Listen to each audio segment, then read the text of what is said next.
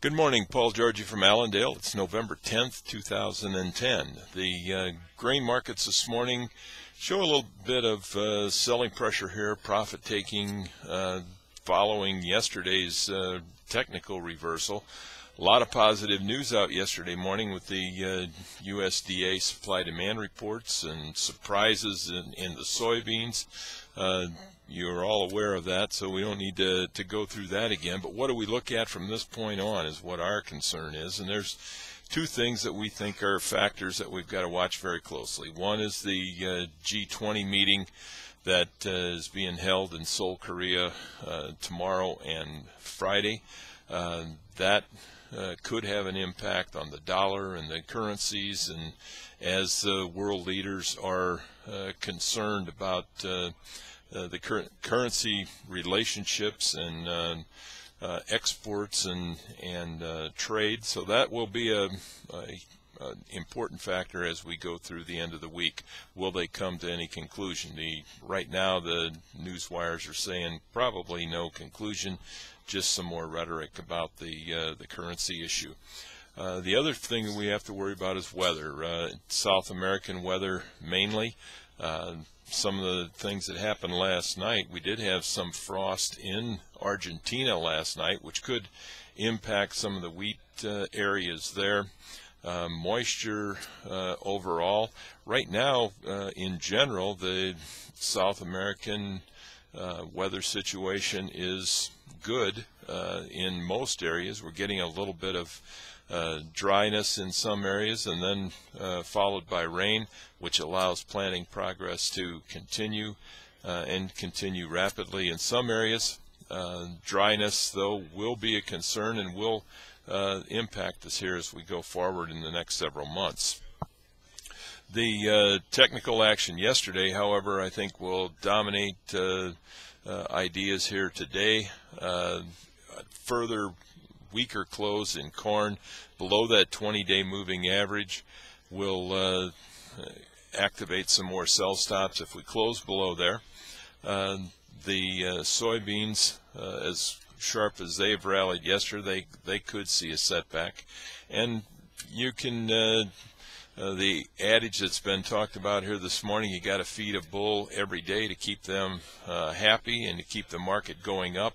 And I think that's very true, and we're in a time frame right now where fundamental news will probably be rather light. So those are factors we're watching, and I think could have an overall impact in the grain markets here in the near term. The dollar currently is up about 22 points. It's setting on some, or testing some resistance that if we take the $78 area, $78.30 area out on a closing basis, could be a trend-changing pattern, especially if we can close firmly above those levels.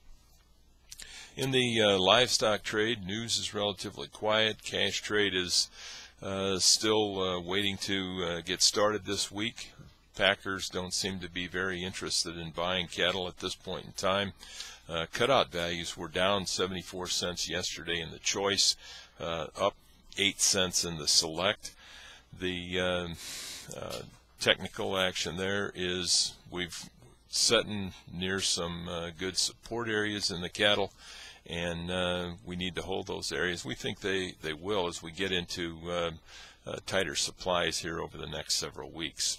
In the hogs, the cutout value was higher yesterday, which is a good sign. Supplies of market-ready hogs seem to be adequate and more than adequate in some areas, but packers seem to be wanting to buy these inventories, realizing that they're going to see some tighter supplies here as we move into the first week of December.